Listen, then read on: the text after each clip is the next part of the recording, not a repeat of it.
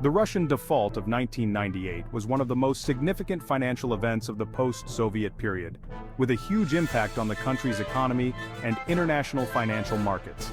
The event is often seen as the result of a complex combination of factors that accumulated over several years, and its effects are still being felt today. In the early 1990s, following the collapse of the Soviet Union, Russia faced difficult economic conditions.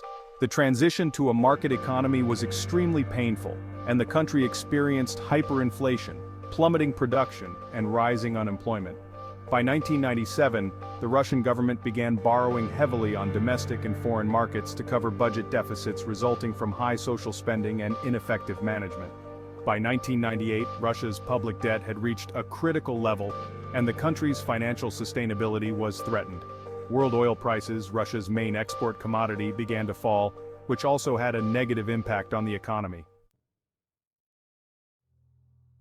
On August 17, 1998, the Russian government declared a default on its domestic debts.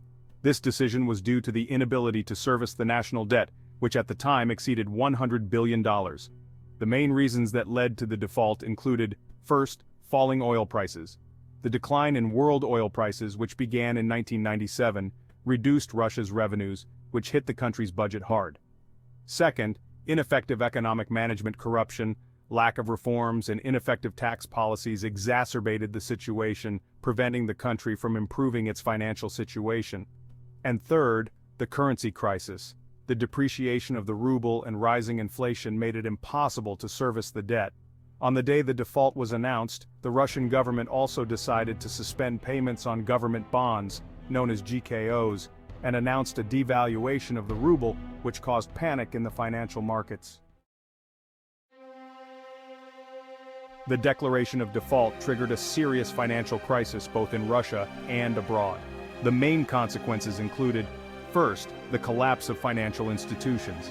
Many banks and financial institutions went bankrupt, causing millions of citizens to lose their savings. Investment companies suffered huge losses. Second, the collapse of the ruble. The ruble depreciated by 70% against the dollar within a few days, causing import prices to skyrocket and further inflation. Third, the social consequences. Increased poverty and unemployment, mass protests, and popular discontent. Many people lost their savings, leading to a drop in living standards. And finally, the impact on international markets. Russia's default led to a global financial panic, affecting financial markets in other countries, especially in Eastern Europe and Latin America. Following the default, the Russian government took a number of measures to stabilize the economy. Austerity measures were introduced to reduce the budget deficit. An important step was to turn to international financial institutions for assistance. In 1999, Russia received loans from the International Monetary Fund, which helped to improve the situation. In addition, the country began structural reforms aimed at restoring the financial system and attracting investment. As a result, by the early 2000s, the Russian economy began to gradually recover, which was due to rising prices for oil and other export commodities. Russia's 1998 default was an important lesson for both the Russian authorities and the international community. It showed how vulnerable an economy based on external borrowing and dependent on fluctuations in world commodity prices can be. The lessons learned from this crisis have become the basis for subsequent economic reforms and a more balanced approach to public finance management in Russia.